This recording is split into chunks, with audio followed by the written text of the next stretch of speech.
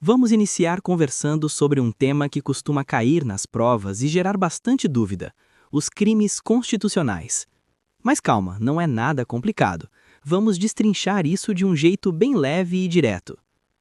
Quando a gente fala em crimes constitucionais, estamos falando daquelas condutas que a própria Constituição Federal proíbe de forma expressa, por considerar que violam direitos fundamentais. Ou seja, são comportamentos tão graves que o Constituinte achou melhor deixar escrito, lá no texto constitucional, que ninguém pode praticar, e se praticar, vai responder criminalmente. Quer ver alguns exemplos? Vamos dar uma olhada no próprio artigo 5º. Ele traz, por exemplo, no inciso 43. A lei considerará crimes inafiançáveis e insuscetíveis de graça ou anistia a prática da tortura, o tráfico ilícito de entorpecentes, o terrorismo e os crimes hediondos. Percebeu? Aqui a Constituição já está dizendo que essas condutas são extremamente graves e, por isso, o legislador ordinário não pode aliviar para quem as pratica. Não tem fiança, não tem perdão, não tem anistia. Agora, no inciso 44, a Constituição fala de outro tipo de crime. Constitui crime inafiançável e imprescritível a ação de grupos armados, civis ou militares, contra a ordem constitucional e o Estado democrático. Ou seja, quem tenta derrubar o Estado de Direito, quem age contra a própria estrutura da nossa democracia, comete crime constitucional gravíssimo. E esse, além de não ter fiança, nunca prescreve. Pode passar 10, 20, 30 anos. Se for descoberto, vai responder. Pausa aqui para refletir. Você percebe como esses crimes estão ligados diretamente à proteção da própria Constituição e dos direitos fundamentais? Não é só uma questão de punir um ato errado, é uma forma de proteger o próprio sistema democrático e a dignidade humana. Agora vamos recapitular para fixar bem. Crimes constitucionais são aqueles expressamente previstos na Constituição, geralmente ligados à violação de direitos fundamentais. Alguns exemplos: tortura, terrorismo, tráfico de drogas, crimes hediondos e ações contra o Estado Democrático de Direito. Eles têm tratamento especial, não admitem fiança, não têm anistia e alguns são até imprescritíveis. Uma dica para gravar os inafiançável e sem graça ou anistia é 3TC. Primeiro T, tortura. Segundo T, tráfico de drogas. Terceiro T, terrorismo. E o C, crimes hediondos. Outra dica para gravar os inafiançável e imprescritível é o RIA. R de racismo, I de injúria racial e A de ação de grupos armados contra o Estado. Esses dois mnemônicos ajudam para gravar esse conteúdo que cai muito em provas. O assunto da vez agora é intranscendência da pena e a individualização da pena. Os nomes parecem difíceis num primeiro momento, eu sei, mas fica tranquilo, porque a ideia aqui é simplificar tudo e fazer você realmente entender o que a Constituição quis garantir. Vamos começar pela intranscendência da pena. A Constituição diz basicamente que nenhuma pena pode passar da pessoa do condenado. Traduzindo isso para o português claro, quem comete o crime é quem responde por ele. A responsabilidade penal é pessoal, não pode ser transferida para filho, esposa, marido, pai ou qualquer outra pessoa da família. Agora pensa comigo, imagina se alguém fosse condenado e o Estado resolvesse punir também os parentes só por serem parentes. Isso seria completamente injusto, não é? Pois é exatamente esse tipo de abuso que a Constituição proíbe. Então, guarda isso. Quem comete o crime, cumpre a pena, mas ninguém. Mas atenção a um detalhe importante. A Constituição faz uma exceção quando fala de patrimônio. Ela diz que a obrigação de reparar o dano ou a perda de bens pode alcançar os sucessores, mas somente até o limite da herança. Isso não significa que a família herda a culpa. A culpa continua sendo só de quem cometeu o crime. O que pode acontecer é o patrimônio deixado pela pessoa ser usado para reparar o prejuízo causado. Um exemplo simples ajuda bastante. Imagine um empresário que comete um crime ambiental e causa um grande dano. Se ele morrer, o Estado pode usar parte dos bens que ele deixou para reparar esse dano. Mas os filhos não vão presos, não cumprem pena e não carregam a culpa do pai. Apenas o patrimônio responde, dentro do limite da herança. Agora vamos para o segundo princípio, a individualização da pena. Aqui a ideia é garantir justiça e proporcionalidade. A pena não pode ser aplicada de forma automática ou igual para todo mundo. Cada caso é um caso. A Constituição permite vários tipos de punição, como prisão, multa, perda de bens, prestação de serviços à comunidade e suspensão de direitos. O objetivo não é só punir por punir, mas aplicar a pena que realmente faz sentido para aquela situação. E esse princípio funciona em 3 momentos, algo muito cobrado em prova. Primeiro, na criação da lei. É o legislador que define quais condutas são crimes e estabelece um limite mínimo e máximo de pena. Segundo, no julgamento. O juiz analisa o caso concreto. Ele observa se a pessoa é réa primária, se houve arrependimento, se houve violência. Com isso, escolhe a pena adequada dentro do limite previsto em lei. Terceiro, na execução da pena. Aqui entram a progressão de regime, a remissão de pena e o livramento condicional. Tudo isso também é individualização, porque a execução deve se adaptar ao comportamento do condenado. Percebe como a individualização acompanha a pessoa do início ao fim? Tudo isso está ligado à dignidade da pessoa humana. O Estado pode punir, mas não pode humilhar nem agir por vingança. A pena deve ser humana e proporcional. Um furto simples não pode receber o mesmo tratamento de um homicídio simples. Alguém que age por necessidade não pode ser punido da mesma forma que quem age com crueldade. A individualização serve exatamente para garantir esse equilíbrio. Agora, juntando os 2 princípios, fica fácil entender. A intranscendência protege quem não cometeu o crime. A individualização protege quem cometeu, garantindo uma pena justa, proporcional e humana. Esses impedem excessos e outro evita injustiças. Então, para fechar, grava isso. A pena é pessoal, mas deve ser justa, proporcional e humana. É assim que a Constituição limita o poder do Estado e protege a dignidade de todos. O assunto da vez agora é um tema que sempre gera muita discussão, especialmente em concursos e no dia a dia: os direitos das pessoas presas. E eu já começo te perguntando, será que quem está preso perde todos os direitos? Muita gente acha que sim, mas isso não é verdade. A Constituição Federal deixa bem claro que a prisão restringe a liberdade, mas não retira a dignidade da pessoa humana. Mesmo quem está cumprindo pena, continua sendo titular de direitos fundamentais. O artigo 5º da Constituição garante expressamente que é assegurado ao preso o respeito à sua integridade física e moral. Em termos simples, isso significa que o Estado não pode permitir tortura, agressões, humilhações ou qualquer forma de tratamento desumano ou degradante. E aqui é importante entender uma coisa: quando alguém é preso, passa a estar sob a custódia do Estado. A partir desse momento, o Estado é responsável pela integridade dessa pessoa.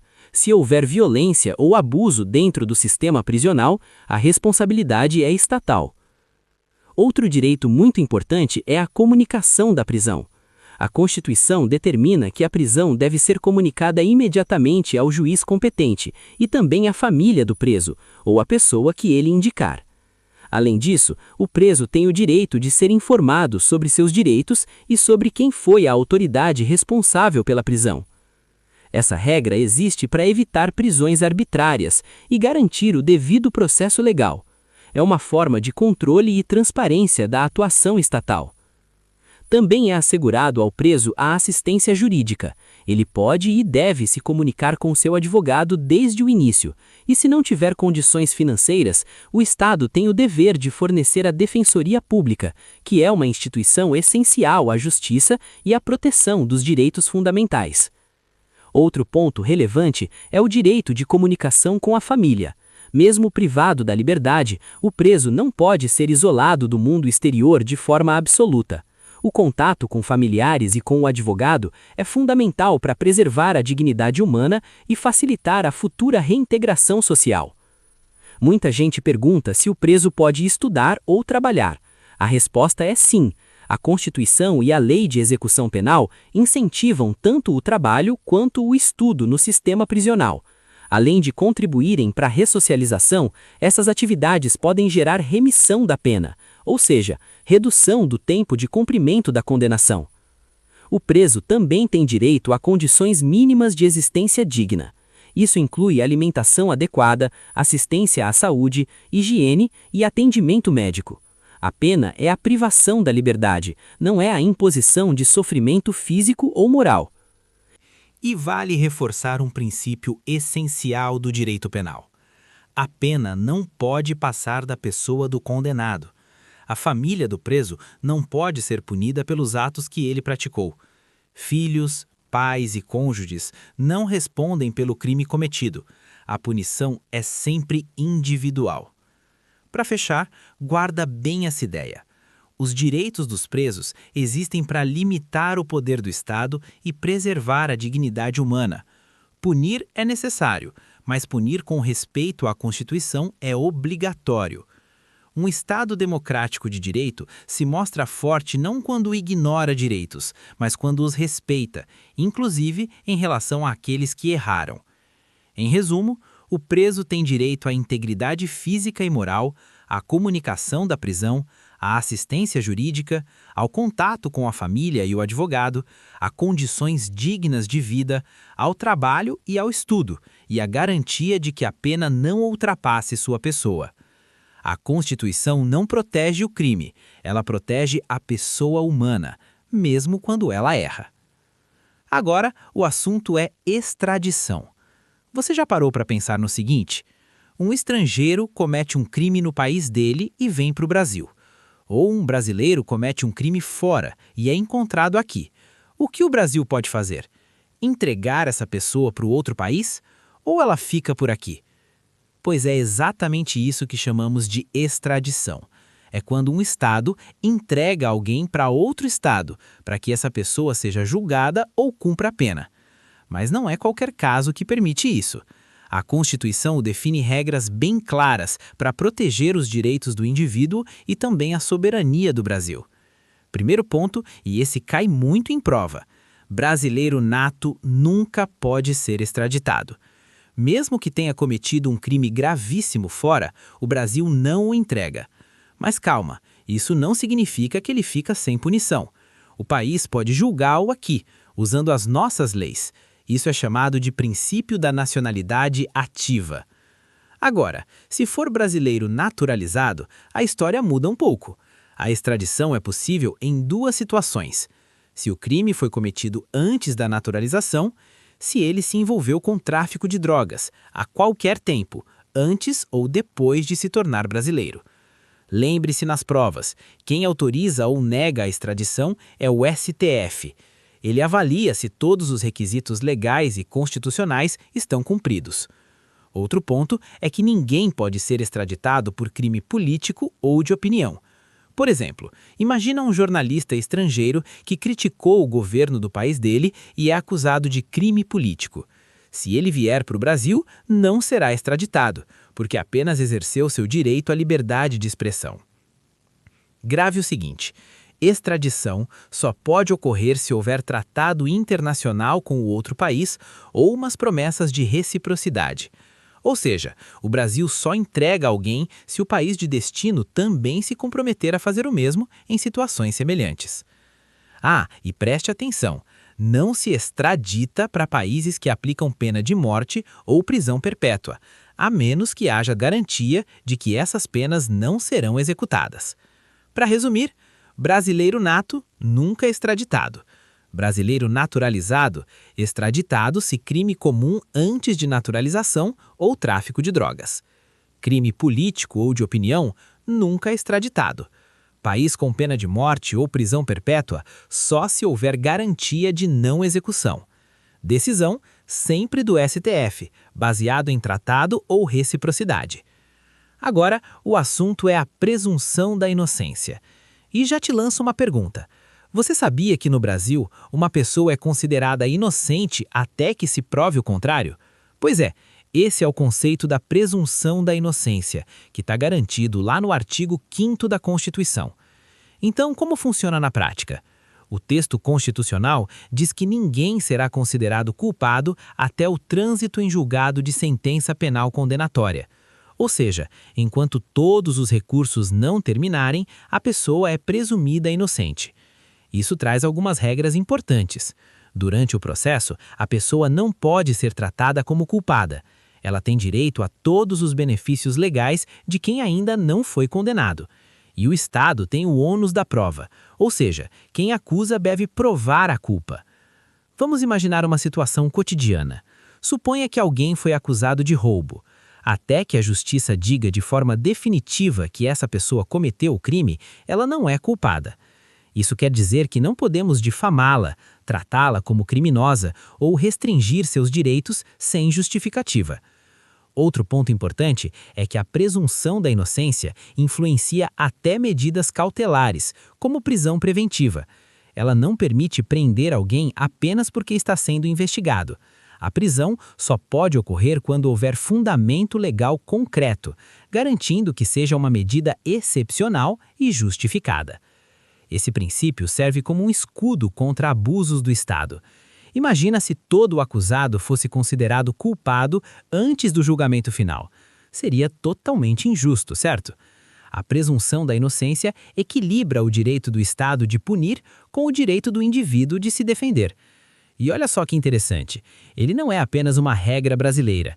Está presente também em tratados internacionais de direitos humanos, como o Pacto de San José da Costa Rica, garantindo que qualquer pessoa tenha proteção contra a punição antecipada em qualquer lugar do mundo.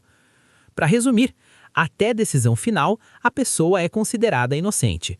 O Estado deve provar a culpa. Prisão ou punição antecipada só em casos excepcionais. Garantia de dignidade e direitos fundamentais do acusado. Agora, nossa aula vai tratar de um princípio fundamental no direito constitucional e que é super importante para concursos: o devido processo legal. Já te pergunto, você sabia que no Brasil ninguém pode ser punido sem antes passar por um processo justo e previsto em lei? Pois é exatamente disso que estamos falando. Então, vamos por partes. O artigo 5º da Constituição garante que ninguém será privado da liberdade ou de seus bens sem o devido processo legal. Mas o que isso quer dizer no dia a dia? Significa que o Estado não pode agir de forma arbitrária. Antes de qualquer punição, é necessário seguir regras claras, previstas na lei, e respeitar os direitos fundamentais da pessoa. O assunto da vez é ampla defesa e contraditório. Já parou para pensar se alguém fosse acusado de um crime e não pudesse se defender ou contestar as provas? Seria totalmente injusto, né? É justamente por isso que a Constituição garante esses direitos. Vamos começar pelo contraditório. Isso significa que a pessoa acusada tem o direito de conhecer todas as acusações contra ela e responder a cada uma. Ou seja, ninguém pode ser julgado às escondas ou sem saber exatamente do que está sendo acusado. Um exemplo do dia a dia, imagina que você recebe uma multa de trânsito e não pode apresentar sua versão ou provar que não estava errado. Isso seria injusto, né? O contraditório garante que você possa se explicar, apresentar provas e argumentos. Agora, vamos falar da ampla defesa. Ela garante que o acusado tenha todos os meios legais para se defender. Isso inclui apresentar provas, chamar testemunhas, contratar advogado, recorrer das decisões. Ou seja, a pessoa deve ter todas as ferramentas possíveis para se defender sem nenhuma restrição indevida. E atenção, esses princípios não valem apenas em processos criminais.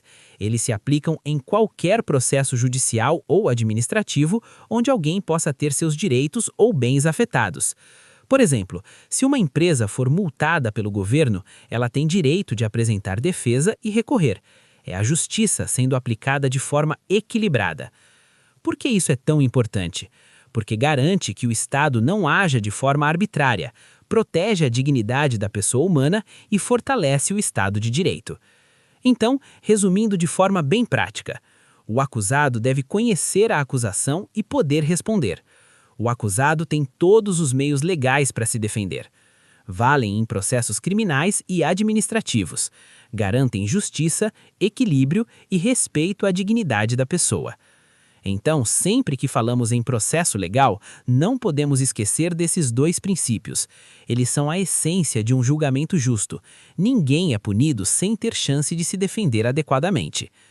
E aí, me conta, você se sentiria seguro sabendo que poderia se defender plenamente de qualquer acusação? É exatamente isso que o direito constitucional protege, garantindo justiça e proteção para todos. Um exemplo prático ajuda a entender melhor.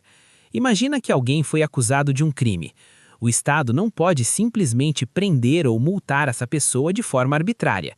É preciso que haja um processo, com etapas bem definidas: investigação, defesa, julgamento e recursos. Durante todo esse caminho, a pessoa tem direitos garantidos: ampla defesa, contraditório, poder responder às acusações, julgamento por autoridade imparcial e competente, acesso a todos os recursos previstos em lei. Outro ponto importante é que o devido processo legal funciona como um escudo contra abusos do Estado. Sem ele, a autoridade poderia agir de forma arbitrária, prejudicando o cidadão sem respeitar a justiça. Por isso, esse princípio é base do Estado de Direito, garantindo que toda punição seja justa e legal. E olha só, pessoal, existem duas formas de devido processo legal. Primeira, formal, exige que todos os procedimentos legais sejam cumpridos corretamente. Segunda, material, garante que a própria lei e a punição sejam justas e proporcionais, respeitando os direitos fundamentais. Por exemplo, não adianta seguir todos os procedimentos formais se a pena aplicada for desproporcional ou injusta. Isso violaria o devido processo legal material. Resumindo de forma bem prática, ninguém pode ser punido sem processo legal e fundamentado. É preciso respeitar direitos fundamentais durante todo o procedimento. O processo deve ser justo, imparcial e proporcional. Inclui tanto aspectos formais quanto materiais da lei. Agora, o tema é a legalidade penal e a presunção de culpabilidade. Antes de mais nada, me diz uma coisa. Você já ouviu aquela frase, ninguém pode ser punido por um ato que não estava proibido por lei? Pois é, isso é exatamente o que chamamos de legalidade penal, garantida pelo artigo 5º, inciso 39 da Constituição. Vamos por partes. O princípio da legalidade penal diz que ninguém pode ser condenado por algo que a lei não considera crime. Ou seja, não existe crime sem lei anterior que o defina. Um exemplo prático. Imagine que ontem uma determinada conduta não era crime, e hoje a lei a proíbe. Você não pode ser punido por ter feito isso ontem, certo? Isso garante segurança e previsibilidade para todos. Agora vamos falar da presunção de culpabilidade. Ou melhor, vamos lembrar do que já vimos sobre a presunção de inocência. No Brasil, a regra é clara. Até o final do processo, ninguém é considerado culpado. Ou seja, ninguém pode ser punido sem processo legal e fundamentado. Um exemplo do cotidiano. Alguém é acusado de roubo. Mesmo que todos acreditem que a pessoa cometeu o crime, até que a justiça decida, ela é inocente. Isso significa que não podemos difamar, prejulgar ou punir antes do fim do processo. O princípio da legalidade também garante que o Estado não invente crimes na hora para punir alguém. A lei precisa ser clara, precisa e anterior à conduta. Sem isso, qualquer pessoa poderia ser punida arbitrariamente e não teríamos segurança jurídica. Para resumir de forma simples, legalidade penal. Só se pode punir alguém por conduta que já é crime na lei. Não pode haver punição retroativa. Presunção de inocência. Até decisão final, ninguém é culpado. Ambos garantem justiça, proteção ao cidadão e segurança jurídica. Esses princípios andam juntos e garantem que o Estado respeite os direitos individuais, que a punição seja justa e prevista em lei, e que ninguém seja tratado de culpado antes da hora. Agora, o tema é a intranscendência da pena e a individualização da pena. Já parou para pensar se a punição de alguém pudesse atingir outras pessoas que não cometeram o crime? Ou se todo mundo recebesse a mesma pena sem considerar a situação de cada um? Seria injusto, né? É exatamente para evitar isso que esses princípios existem. Vamos começar pela intranscendência da pena, também chamada de princípio da pessoalidade da pena. Isso quer dizer que a pena só atinge quem cometeu o crime. Ou seja, ninguém pode ser punido por algo que outra pessoa fez, nem familiares, amigos ou colegas de trabalho. Um exemplo do dia a dia: se alguém comete um furto, somente essa pessoa será responsabilizada. A família ou amigos não podem ser punidos pelo crime alheio. Isso protege a dignidade e evita injustiças. Agora vamos falar sobre a individualização da pena. Esse princípio garante que cada pena seja adequada ao caso concreto, considerando as circunstâncias do crime e do criminoso. Não é justo tratar todos da mesma forma, é preciso avaliar gravidade do crime, conduta e antecedentes do acusado, consequências do crime, possibilidade de recuperação ou reintegração à sociedade. Um exemplo prático: 2 roubos podem parecer iguais, mas se um foi cometido com violência e o outro sem ameaça direta, as penas devem ser diferentes. Isso é a individualização da pena em ação. Esses princípios são essenciais para garantir justiça e proporcionalidade. Eles impedem que a punição seja arbitrária ou desproporcional, reforçando a ideia de que o direito penal não deve ser usado como vingança, mas sim como instrumento de justiça. Resumindo de forma simples: intranscendência, só quem cometeu o crime é punido. Individualização, a pena deve ser adequada ao caso concreto e ao autor. Garantem justiça, dignidade e proporcionalidade. Evitam injustiças e abusos do Estado.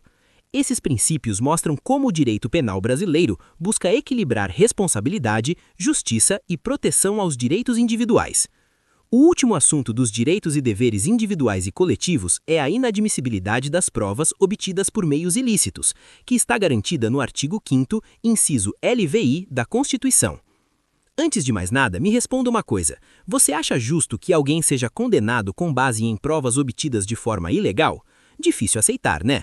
Pois é exatamente para evitar injustiças que esse princípio existe. Vamos entender melhor. Ele diz que provas obtidas de meios ilegais, como tortura, invasão de domicílio sem autorização ou interceptação de conversas sem permissão judicial, não podem ser usadas em processos judiciais. Ou seja, quem age de forma ilegal não pode se beneficiar disso para condenar outra pessoa. Um exemplo do dia a dia: imagine que a polícia entra na sua casa sem mandado, sem autorização e sem justificativa legal, e encontra algo que poderia te incriminar. Mesmo que exista essa prova, ela não pode ser usada contra você, porque foi obtida de forma ilegal. Esse princípio protege direitos fundamentais como dignidade da pessoa humana, inviolabilidade do domicílio, liberdade e integridade física e moral. Além disso, garante que a justiça seja feita de forma ética e legal, e não baseada em abusos de poder. Outro ponto importante é que a prova ilícita não é só aquela obtida com violência física. Ela também inclui situações como escutas telefônicas sem autorização judicial, documentos obtidos de forma fraudulenta, confissões obtidas sob coação ou tortura. Em todos esses casos, a prova será considerada nula e o processo deve seguir apenas com elementos legais e legítimos. Resumindo de forma prática, provas obtidas ilegalmente não podem ser usadas, protege direitos fundamentais e a dignidade humana, garante que a justiça seja ética e legal, inclui provas obtidas por violência, coação, fraude ou interceptação ilegal. Então, pessoal, esse princípio é essencial para que o Estado respeite a lei e os direitos de todos, evitando abusos e arbitrariedades. Aqui finalizamos direitos e deveres individuais e coletivos. Até a próxima aula. Se gostou, inscreva-se no canal, ative o sininho e curta o vídeo. Lembre-se, continue firme. Cada dia de estudo te aproxima da aprovação.